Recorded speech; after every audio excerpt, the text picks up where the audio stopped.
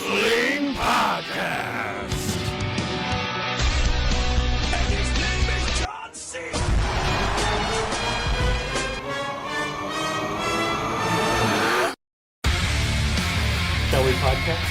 Podcast. What is today? Today is Friday, November 18, 2016, and you are listening to On the Heels Wrestling Podcast. I'm Ray. I'm Brittany. I'm Kyle. And we're three wrestling buddies who like to conversate and debate about our fascination and or strong feelings towards professional wrestling. We started this podcast at our former place of business, which gave us a space to shoot on all of the stupid idiots in our favorite pastime without the confused looks we often got from the rest of the office. Lo and behold, they all made the list. This podcast is all about giving you consistent, The list of people who bite-sized... got laid off. Oh, Damn. damn.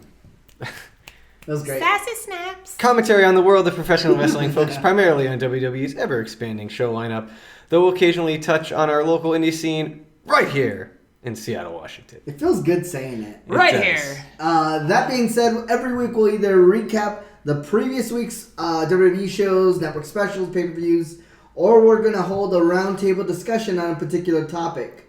This week we're going to be talking about the resurrection of Jake the Snake Roberts.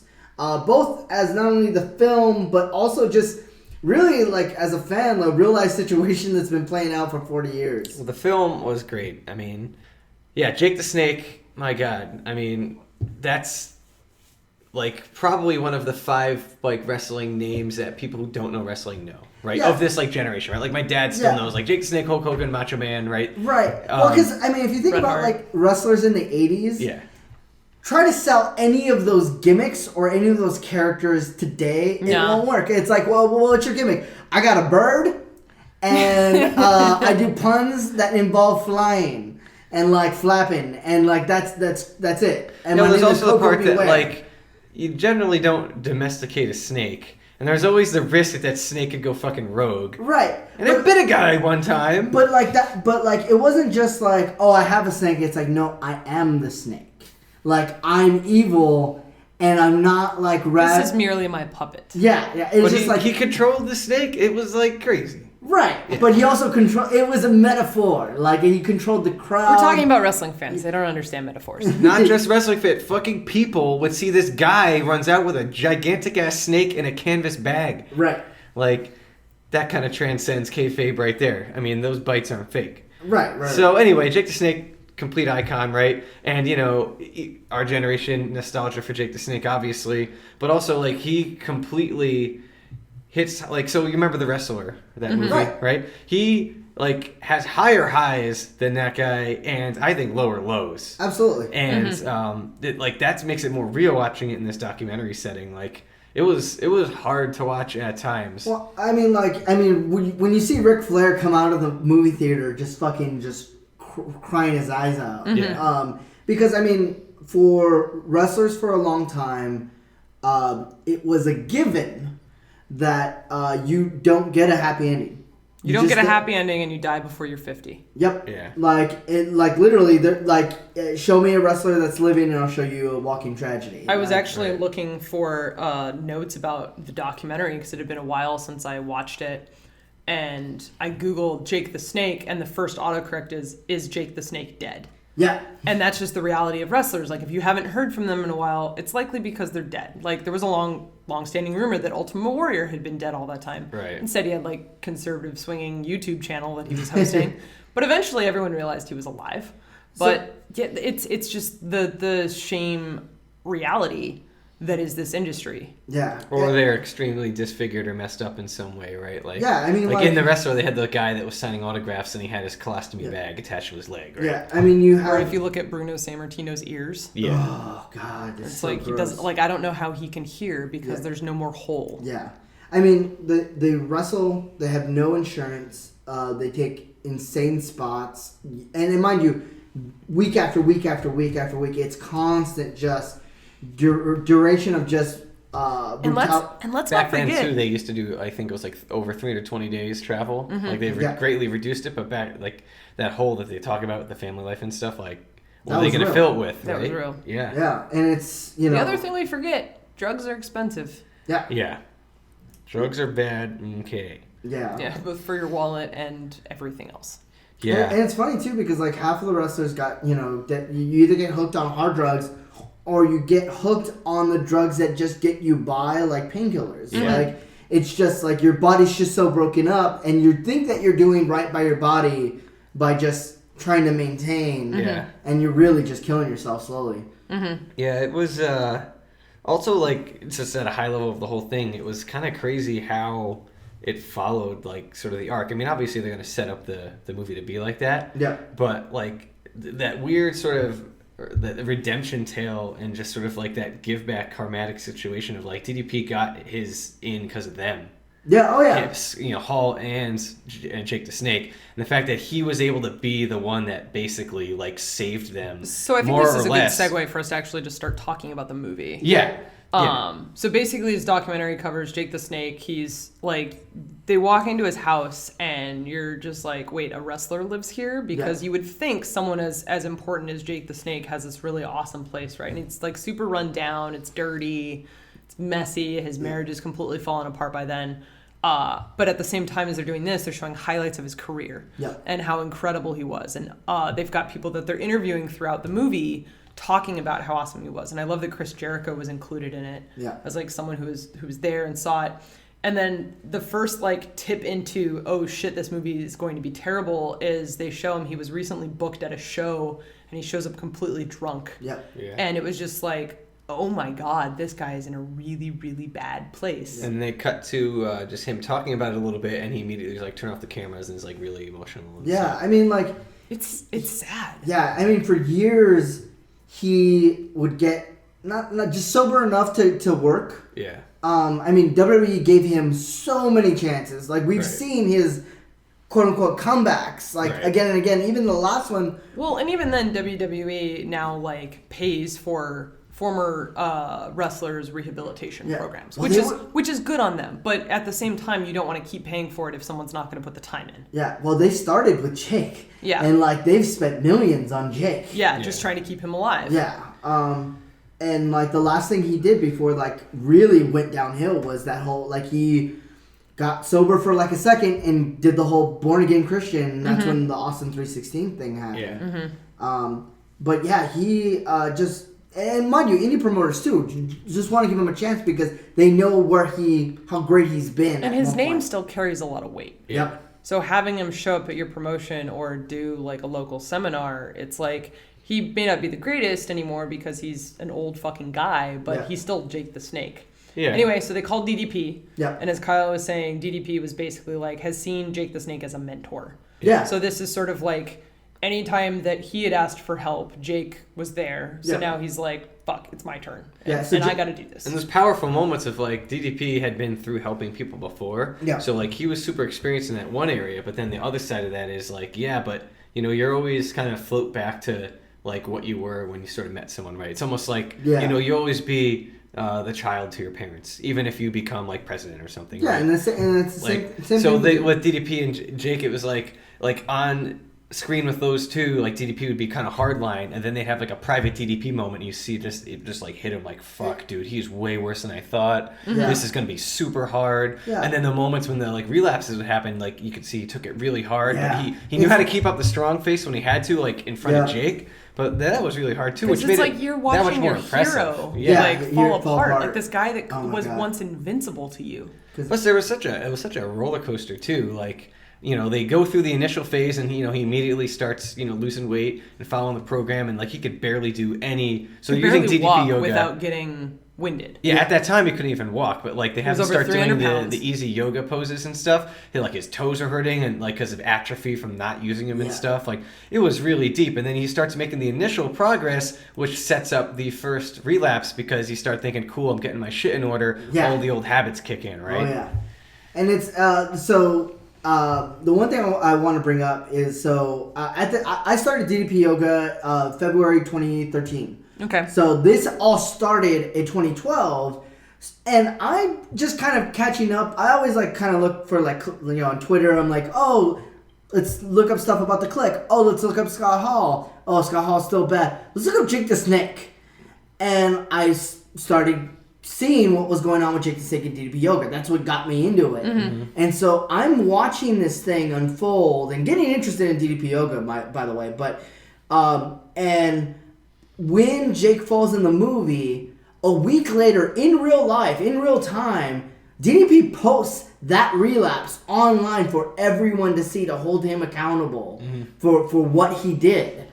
And I'm watching like, holy shit, like, he's in the airport, drunk as fuck. Like, he is, there's no ifs, ands, or about it. He is drunk, and, like, you can tell DDP is just taking this so hard. Yeah. Because, like, he's putting in all the work. But you think at the same time, like, it's...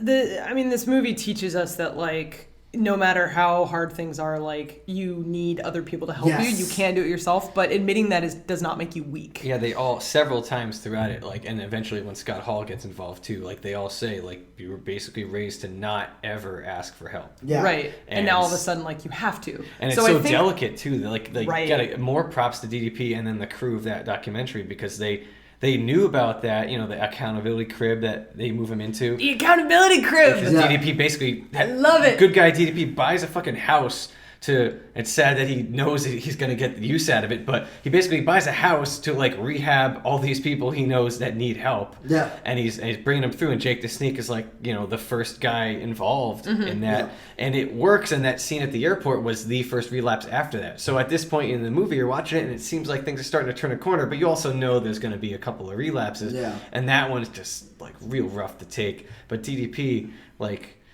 He knows that, he needed help, and he got help from them. Well, I think DDP needed help, too. Like, him Yeah. posting that video has everyone else see what's happening and go, dude, you're doing good work. Like, keep going. Because he's going to need support in this. Because as we had mentioned, it's like he's watching, like, the fall of his hero. Yeah. So DDP needs to be built up, too. Yeah. I want to talk about the shoulder surgery. Yeah. Yeah. Because this was an incredible Because that was, like, the film. second relapse. So, like, That was really the second not relapse. Not like a relapse, but, like...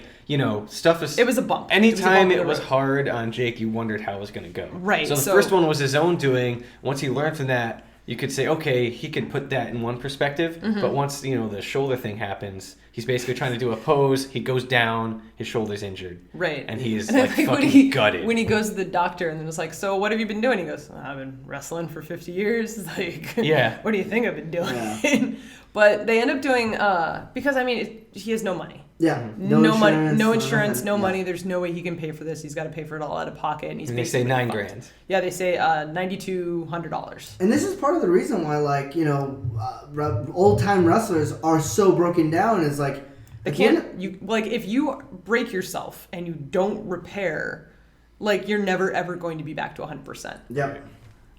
So they end up doing, they get the idea to do the crowdfunding campaign. Yeah. And they basically, I forget if it was Indiegogo or something else, but they basically post, like, we need this money for shoulder surgery. Yeah. And within 24 hours of it going live, they got $7,000 out of almost $9,000. Yeah. And so that itself is like, and they talk about it in the film, like, no, people do this because they care about you, Jake. Yeah. Like, they want you to succeed, and they see you working through all this stuff, and we've been posting the updates, and people know. Yeah, I think that was, like, the biggest moment for him, like, to feel that self-worth again. Well, yeah, that plus they had integrated his family by then, and his family this time around was starting to believe. Yeah. And, like, his daughter was there, and so, like, for him, it was hard to convey, kind of, like, why he was doing these things in some way, so he could show them, like, look, these lives I've touched, like, it helped bridge the gap. So, like, all the warm fuzzies are starting to come back. Yeah. He posts that really heartfelt response, thank God. you. Yeah. And you're starting to think, like, wow, it's happening, but also there's, like, an hour left. Yeah. Yeah. Like, that was the feel-good moment, and it's like, wait, this is way early. Yeah. So 18 months go by. Yep. He's down 50 pounds. He has more mobility. He's able to walk around without getting winded. Yeah. And then DDP hears about Scott Hall. Yeah. Yep. And apparently Scott Hall's in worse shape than Jake was. Like, his hips fucking broken. He was in a wheelchair. He was in a wheelchair. He could not walk. Yep. And he needs hip surgery in order to do basically anything. That moment where they talk to like one of the techs from the documentary who also happened to be a wrestling fan. Yeah. And he said, so they play this scene, like, stage, whatever, I don't know. But it's basically DDP and Jake the Snake on speaker dial with Scott Hall. and they're calling him to float the idea of coming to the accountability crib and joining the program. Yeah. Yeah. And they know it's like super on the knife's edge whether he'll say yes or no, how hard it is for, you know, someone to accept help. But they know Jake that literally just went through that. yeah, so they know they had that in their favor because Scott Hall also looked up to Jake, right? Yeah. And that guy said Well- he was there just like pleading, like, please say yes, please say yes. So and I was like, yeah. So the relationship between, you know, like with DDP and Jake the Snake, like, you know, that was his mentor. Right. With DDP and Scott Hall, DDP was Scott Hall's manager. Yeah, and Hall put him over. Yeah. I mean, they mentioned that several times. Yeah. Even So- drunken him remembers that. Yeah, He's in so- a fucking drunken haze. He's like, I put you over, man. You know? Like, but like in the 80s, like Yeah. he was working with Scott Hall, and then in the 90s, the NWO, he put him over. So like Diamond they have a stud. really close relationship. So So now it's like, not only are you taking on like resurrecting Jake the Snake, but halfway through this journey, you're like, oh crap, now we have another guy. Basically, if Scott Hall's name was as known as Jake the Snake, there'd be like a second one of these. But it's just as monumental. I mean, he basically made 2 Hall of Fames happen. Yeah. Like DDP, Man of the Year. Like, it's crazy. Like, both those guys. We'll get to that. Like, Brittany had mentioned, like, at some point today when we were talking about doing this episode, like, both those guys potentially could be dead now if not for Yeah, DDP. absolutely. And that is not being dramatic. As soon as I heard about it, it's kind of a tangent. We'll talk about it more when we get to the Hall of Fame section. But when they first announced the Warrior Award and they gave it to like McCulloch, Yeah. the little cancer kid, Connor? Connor, Connor McCulloch. My first thought going through my head is next year it's got to be DDP. Yeah. Because the amount of lives that man has saved. Yeah, even outside of wrestling. Even outside of wrestling, like if you go to like any of the DDP yoga sites, he shows like the videos of the guy who like couldn't walk and was in crutches, and now he's like running like marathons. Yeah. Yep. Because of this program. Arthur. Yeah. Arthur, yeah, that's right. It's almost like I've also done DDP yoga. Kyle, have you also done DDP yoga? Yep. Yeah, all we're all three of us. familiar with the program. I You never gotta finished give them it. all a try. I never finished it, but I lost 35 pounds. Yeah, Ray, Yeah. as you drink that beer. As I gained it all back after 2 years, but I mean, in 6 works. months. It works. 6 months, yeah. If you actually give a shit, yeah. So Scott Hall goes into hip surgery. Yeah. And then he comes into the house and kind of the similar state as Jake, like he starts like balancing on the 2 chairs because he can't really hold himself up. And he's now also combating hip surgery on top of like whatever atrophy Yeah. he's also going through. But he's also having that positive vibe. He's coming Yes. back. So now you're getting double fuzzies. It's crazy. Everything's going great. DDP, Man of the Year. No relapses yet. Things seem awesome. Well, and I think it's really interesting watching kind of Scott Hall go through this at the same time as Jake the Snake, because Jake hits those points where like he feels bad, and even when it's like slightly bad, like, oh, you woke up on the wrong side of the bed, he just starts fucking yelling Yeah. and just reacting super negatively. But the entire time, Scott Hall is just positive mental attitude the entire time. So as you kind of go through the film, and it becomes unfortunate kind of after, and we'll talk about that later, but Scott Hall almost starts from a worse position, but then reaches a better position. Yeah, I he's mean, Jake younger, has too. probably got, I was going to say, like 10 more years of destruction on himself, Yeah. potentially. Right, that's true. Maybe 15. Like, Yeah. that stuff takes a toll. So, but, you know, the tail end of the most recent, like, happy time in the movie at this point is that, you know, word's getting out that Jake's making improvements. Everyone is happy in the family. DDP, this is after, but basically the Cauliflower Alley Club wants to induct Jake the Snake. I never even heard of this. I hadn't never either, heard either. but it's basically like Secret Hall of Fame. Secret Hall of Fame among wrestlers, like, you know, Yeah. the Players Award. It's kind of thing. it's like the Wrestling Hall of Fame that's not WWE. Yeah. It's literally everybody. yeah. Yeah. So it's the vote, Which is of, why we've never heard of it, right, because the vote of It's the not for wrestlers. us. no. And so there's that. His family's there. You're getting all these great moments. Things look amazing. DDP is so confident that he decides to go on vacation.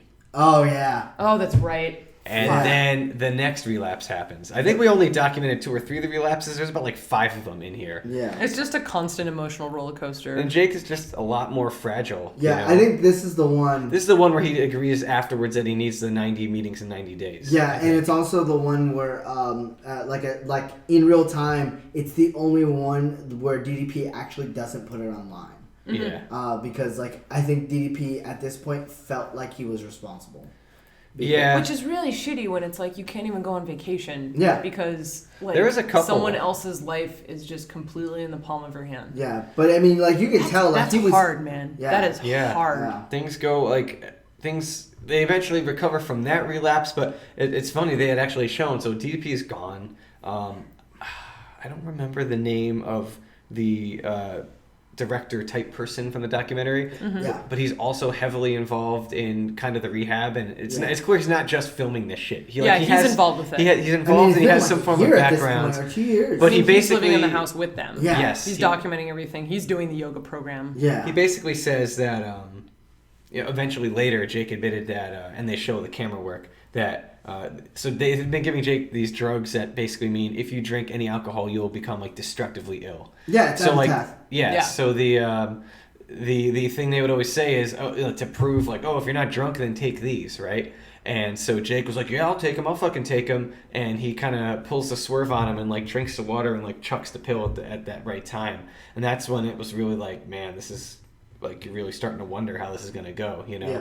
But he recovers from that, and then somewhere along the line he states in like an indie show that his goal is to be in the Royal Rumble. Yeah. This is Because awesome. I mean, like in the Royal Rumble, like you sometimes see like the older wrestlers Yeah. get that one shot in. They do their little They thing. have like a 2-minute thing and it's great and the crowd cheers. And that 'cause they actually seems it. like a practical thing for him to shoot for, right? Yeah. Like he's moving around Gotta again. have goals. Yeah, Yeah. he's got the goal, but also it's not like he's saying I want a comeback match against, fucking Brock Lesnar or some shit. Like he that. understands Royal Rumble. Like you could go in Yeah, and then freaking knock a Santino DDP that on somebody, shit. make that guy's day, right? Yeah, oh, and yeah. Then, and then get thrown over, and it's fine. Right. Yep. So what ends up happening? Well, before then, so like we're cresting on this high, and then this one really caught me. The haircut Yes. really surprised me. So the haircut is Jake the Snake has always had long hair. Yeah. yeah. Always, like the entirety of his career. And then at one point in the film, he decides he wants to cut his hair, and he cuts it off. And it's symbolic at that point, right? Yeah. Like it's a completely new life that he has.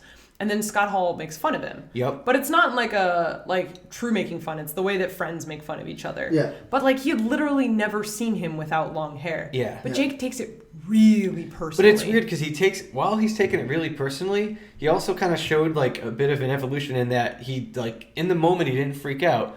He basically asked was pissed the other off guy. He and said, he walked away. "Hey, come outside," and then he vents about it. So like it's this weird thing where I'm like kind of proud of him for like He's dealing with his processing emotions, the emotions yeah. and stuff, but also like, man, that's so tough. Even that's getting to him. Like, what's it gonna take for this guy, right? Yeah. Like the biggest lesson I think of the whole thing is because you gotta like kind of get lured into this idea that like everything is gonna be fixed. But like this thing teaches you like, no, it's always a process. Yeah. And he has so many relapses. I think that's almost better that he did because he realizes like, and he admits it by the end. He's like, even like along the way, I thought I was over. It's like, no, you're never over. You need it fresh in your mind that you're Yeah. fighting this, right? So that's the thing that really hit me really hard with watching this movie, and like mind you, like other people will probably say the same thing. It's like, in my family, I've had to deal with drug and alcohol abuse, and it's really hard to when you have somebody that has it in their mind that they can get over this and they won't be an alcoholic or won't be a drug addict anymore. It's like, no, you like it's a disease. You are now this forever. That's now a part of you. You have to deal with this, not necessarily on the daily, right. but periodically through your life, you're going to be asked, should I?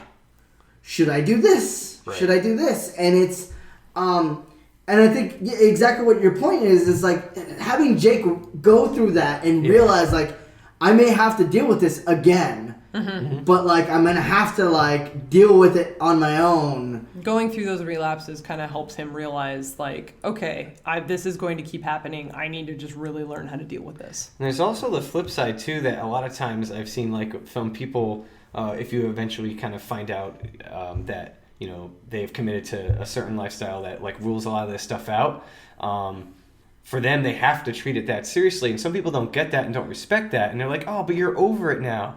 Like, you've been in AA or whatever for like 10 years. Like, why do you have to be so strict?" You still go to the meetings. Exactly, and that's like the biggest thing is that it seems like he kind of figured that out by the end, but initially he wasn't. He thought more like that I can get over it. Like, kind oh, of I'll just do thing. 90 days and I'll be fine and it'll be great. Yeah. But no, it's like, no, you do, this is a thing and that's fine. It's not a problem that it's a thing, but you need to realize and learn on your own that this is now a demon you will always have to struggle with. So at this point in the show, they're doing the many relapses and the good stuff. Yeah. And then that swerve that he pulls on DDP. Oh, yeah. Oh my god, yeah. So I mean, like, so he gets a chance to. I mean, did we talk about Raw? We have not talked That's about old school the Raw. Raw, and that's leading let's up talk to the about swerve. let's So we've let's set it talk up. about old So, school Raw yeah, first. do that. So Yeah. there was this literally it's old school Raw. They had the old logo. The refs are wearing like blue shirts. It's fucking great, right? And you have all the old guys coming back. And DDP's on the show. He's in the back. He does a little diamond cutter. He's wearing his DDP yoga shirt. Yeah. And this was still like early on when I was like initially like just getting into wrestling. And it was apparently, and you see it in the film, like everybody who's filming the documentary is watching Old School Raw because they know DDP is going to be on. Yeah. But nobody knows that Jake the Snake is going to be on. Yeah. So I'm watching this, and then Dean Ambrose is in the ring, and then Jake the Snake's music hits. And you see everybody in the house is just fucking losing their minds. Oh my god. And he comes out, he's looking good. Yeah. He's smiling, and you see him just like, this is what I worked for. It was Yeah. one of those reaffirming moments. He comes out with the snake, drops the snake on Dean Ambrose, Yeah. does the whole crowd thing. Like, it's great. Yeah. It's awesome. So it's this really, really awesome moment. So this kind of leads into the swerve that Kyle was referring to. Yeah, so as yeah, we yeah. mentioned earlier, Jake had said he wanted to be in the Royal Rumble. So following Old School Raw, Triple H gives him a call. And there's this really awesome scene where Jake just comes up to DDP. He's like, yeah, so Triple H gave me a call, and he said, you know, thanks for being in Old School Raw, but we're not going to have you in the Royal Rumble. And you could just see DDP like, oh, holy shit, I need to remain positive. How the fuck do I remain positive in this Yeah. moment? Yeah. As he's like trying to struggle with like, no, dude, it's fine. He's like, I just got you. I'm going to go in the Hall of Fame instead. And it's like, what? Yeah. Yeah, and Yeah, like that you was have to crazy. understand the significance of it because he burned so many people in WWE. Well, and there's a great quote from Chris Jericho in the film right around this point where he says, Yeah. WWE isn't what it used to be. They won't touch you unless they know that you're not going to embarrass them. Yeah. Which is kind of shitty when you look at the fact that they're like paying to put people through rehab programs. Yeah. It's like, well, they're paying to put people through rehab programs so they can continue to potentially use their likeness for business. Yeah. And they don't want to promote people that are in bad places. Yeah. And I understand why that is the case, but it's really kind of shitty. Yeah. So to You'll see get him come deleted. back, yeah, it's I like mean, you will as we literally know, get deleted. Andre the Giant tripped to WrestleMania 3 now. Yeah, he was not thrown over the top rope by anybody. He just Yeah. tripped over it. Yeah. Redacted. Yeah. But yeah, so he gets invited to the Hall of Fame. Scott Hall gets invited to the Hall of Fame that same fucking year. Yeah. Yeah, Which is DDP, give him the Nobel at this point. Yeah, Holy it's- shit. like, how great is that? And how symbolic is it that both those guys get to go in at the same year? Yeah. Yeah. Like, I thought it at the time because I hadn't No, really. at the time, none of us would know. I didn't Right. know because I hadn't been watching the documentary. I hadn't been following. I had just heard that Jake the Snake was going to be in the Hall of Fame that year, and it was WrestleMania 30. It was a big year. Fucking Warrior winning that year. Yeah. Yeah. And this, as well as the time that he got introduced into the Cauliflower Alley Club, DDP does the induction both times. Yeah. And you see this, like, DDP turns into a fan. Yeah. And that's the part that's awesome, is that through this whole process, when he basically has to, like, teach his mentor, like, no, it's fine, and constantly just, like, baby this guy so that he can learn on his own.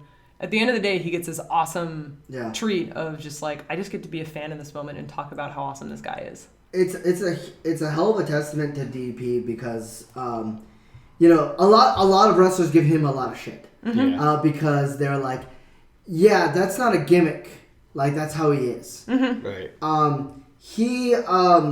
But Hold on, they give him shit because he's like that? Yeah, oh yeah, like that he's just so almost annoyingly positive. Oh, okay, yeah, yeah. Like that he is. He's as close to a yogi as, like, Some Yeah. wrestlers don't like that shit. Like Right. they're you know like well, they're taught to be masculine and Yeah. tough and Yeah. and not be super positive. like the power positivity. Like you know, it's a funny gimmick for the New Day, but it's literally the way Yeah, he yeah, lives. yeah.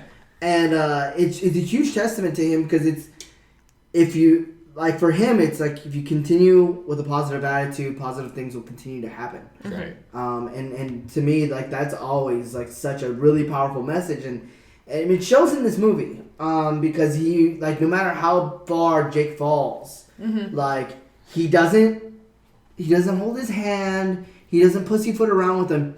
He just holds the mirror up, and he's just like, this is how bad it is, but you will get through this. He's consistent the whole time. Yeah. Which is really what kind of builds the lesson in. Yeah. So yeah, DDP is basically a hero. Yeah. Has saved how many lives? I don't even know. At least 2 like of amazing wrestlers. Yeah. Because you know WWE likes inducting people into the Hall of Fame when they're still alive. Yep. Right. Like, holy shit. The mental health, dealing with drug abuse, all of that stuff. Like DDP, if he does not get inducted for the Warrior Award, I'm going to be pissed. Because if there's any guy that deserves it in wrestling, it's him. I think DDP even got like a humanitarian award through Cauliflower Alley Club. Yeah, I was actually looking online, like reading awesome. more about it as I was putting the show notes together, and I'm like, holy shit!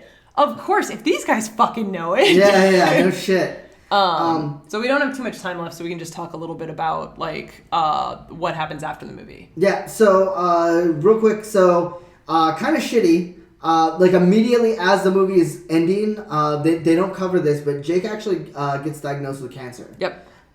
He gets knee right above his knee, right? Yeah. Yeah. But luckily they go surgery. They catch it super early, and like no cancer. There's no cancer. He's fine. However, like months later, he gets on a plane to do another show, and he faints on the plane. And it's like really weird, like just out of nowhere. Said he almost went into like a coma. Yeah, he was out. Well, it turns out he has double pneumonia. Yeah, double pneumonia, which I mean, it's like It almost sounds made up. yeah, and then on Double anything was like double cancer, double flu. Like it's just crazy. yeah, and then on top of that, because they think that something else is wrong, not ruling out anything else, find out there's something wrong with his brain, that he has some severe abnormalities, which kind of goes into like what we've like been heard about and talked about as far as concussions and the like. But now Jake the Snake is on the road, actually constantly on the road now. Yeah, so he's doing his stand-up show. He was actually out here in Seattle recently. Yeah. He did his show. I unfortunately didn't get a chance to go to it. But then he also did a seminar with a bunch of the 321 guys. Yeah. Which is awesome. I had a bunch of friends go, and they're like, yeah, I mean, it's not like I learned a ton of amazing things, but I got to wrestle with Jake the Snake. Like, I got to lock up with fucking Jake the Snake. Like, how cool is that? Yeah, it's super fucking cool.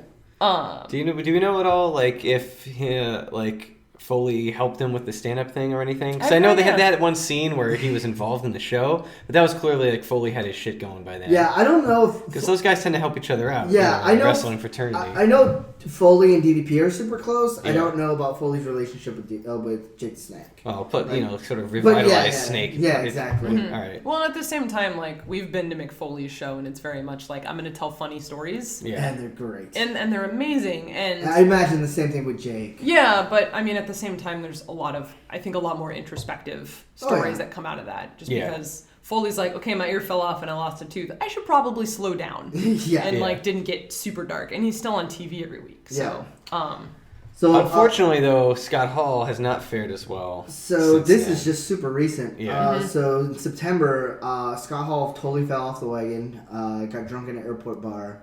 Got in an altercation. And he don't know if that's, and again, then it goes into could be just a relapse. Bump in the road. He might be doing fine now. Who knows?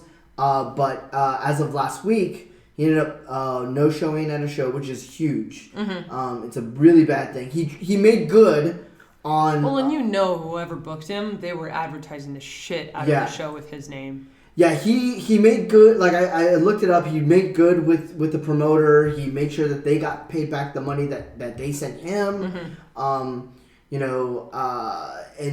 But then he also double booked a show. Like it's really there's really bad things going on right now. Whatever's going on with him. Probably just keep an eye on Scott Hall. A little bit. I don't want to see another one of these documentaries. You might have to go back to the accountability crib. Maybe. Hey, if it works. Yep. So real quick, I mean, we were totally out of time, but there's a lot of shit that happened. There's a lot of shit about to happen with Survivor Series coming up. We've got NXT Toronto. Like, so many things are about to happen. And, Jake the Snake is great, and we wanted to talk about it because we'd all watched it recently. But some cool stuff that's happening. Something I'm really excited for, Sami Zayn going for the Intercontinental title. Yep. I'm fucking pumped, which is great because he's been basically doing squash matches for the last however long since the brand split. Yep. So this was really, really a nice surprise to see him sort of getting pushed up. Yeah, it's good for him, especially with Kevin Owens being like top dog for so long. It would be really great if Sami Zayn gets a belt and Kevin Owens gets a belt. Yeah. And then they could face off with belts. Yep. It'd be awesome. Also, Cruiserweight division's on the line this Sunday, so that's awesome. Yeah, it's what the fuck? It's great. I'm glad they should go to SmackDown. That'll help that show Yeah, I will tremendously. be rooting for Kalisto so hard. So hard. Shane McMahon is on the fucking Survivor Series team for SmackDown. Yeah. I'm excited. All right, so here's where I'm going to weigh in and disagree with you both, because we are confining 2 minutes to describe 3 bullet points of 2.5 weeks of wrestling content. So yes, all those things are great, but then there it's was also summarizing 12 hours of other shit going on. Yeah, there was 12 hours. So I will maintain I was mostly right that this is a lull in an Yes. otherwise great wrestling year. Kyle is absolutely right. I will tell you right now. I'm going to stay positive because the year has been awesome. Yeah. Let's no mistake about that. Yeah. But No one this can is disagree with Kyle. It's its Yeah. lowest. It's probably been its lowest point of the year. It's just this might have been the best of 2014. You made your point. You made your point. You speak the truth. We know. It's been bad. Like, the show has been awful. You weren't saying that. You were saying it's been great. You're so excited. We're excited for Sunday. Yes. Like these 3 Sunday bullet is the points I payoff. wrote down. Sunday's the payoff. But yeah, no, the storylines, everything's been bad. It's been really bad. And I wouldn't say really bad. Yeah, That's. I mean, all right, I would hyperbole. go back and then say not really bad. It's just, hey, it's been so good that now it's noticeable when it's not as good. I have a higher Right? standard now. Yes, yeah, that is the best way to put it. Yeah. All right. So Cool. Same page. So let's end it on a terrible note. Oh shit. Hey, come on. So last thing, unfortunately, we got bad news that Vader has been diagnosed with a terminal illness and will be basically have like 2 years to live. That's ridiculous. It's likely that he'll probably go in the Hall of Fame this year. I wouldn't be surprised if he does. I'm- Which is really unfortunate circumstances. Yeah, but oh it's yeah. like- He should have been gone on a long time ago, Long time but ago. I think we all just assumed he had all the time. Like, Yeah. no, but Vader for me, and I mean, for me and my brother, like one of our favorite heels of all time. He's just, his promos were amazing. A big man that could do a moonsault. Yep. Like, come on. I feel like, only know of very few big men that can do moonsaults. Yeah. WCW years were better, I think. Oh, much better, Yeah. much better. A lot of it was just bad writing for him, so Right. it's like, why give a shit when Yeah. I'm getting paid like really good, but Right. like, who gives a fuck? Yeah. All right, so that'll wrap it up for this week. If you like the podcast, you can find us on Twitter at OnTheHeelsWP and on Facebook.com/OnTheHeelsWP. You can find our podcast through lots of different services like iTunes, SoundCloud, and YouTube. Subscribe to the podcast. Leave comments. We've been replying. We love Yeah. them. Yeah. 5-star ratings are things we're amenable to. And of course, tell your wrestling buddies about the podcast. Message us. Tweet us. As Ray would say, the DMs are open. Yeah. And tell us random wrestling stuff. Thank you for listening to On the Heels Wrestling Podcast. Tune into our next episode where we'll be recapping Survivor Series and the Raw after. And our next episode will be after Thanksgiving. Oh, yes. Oh, yeah. Because- Yes, we'll be tryptophan from Turkey has put us to sleep. Yeah. We will not get to the microphones. You ain't going to be listening anyways. You're going to be buying stuff. You're Yeah, going to you're be, gonna be like, there refreshing the NES Classic on all Oh manners my of God, I'm websites so trying to buy that excited. shit. So, give you a little break. Give you a little break, and then when you come back, you can listen to some Survivor Series. Yeah. Talk about some Raw. It'll Yeah. be great. Get yourself ready for the Roadblock. Is it Roadblock? No, the next one is TLC, I think. The one after that, though. I think it's Roadblock. Yeah. Yeah. The Roadblock on The road. way to The Royal roadblock Rumble, on the which is road to the road. road to The WrestleMania. detour around to WrestleMania. If you get past the roadblock and then you get on the road to WrestleMania, you can get in the fast lane, It's which the gets you to cul-de-sac. WrestleMania faster. It's the cul-de-sac to WrestleMania. So the eternal question really should be, which freeway do you take to get to the road to WrestleMania? SR22. Like, God. like, do you take back do you roads? take back road? Do you take a state route? Do you State Route 316. Okay. Oh, That's nice. pretty good. I like That's it. good. Yeah. Do you take a detour in Suplex City or I'll fucking avoid that shit. yeah, just drive straight through the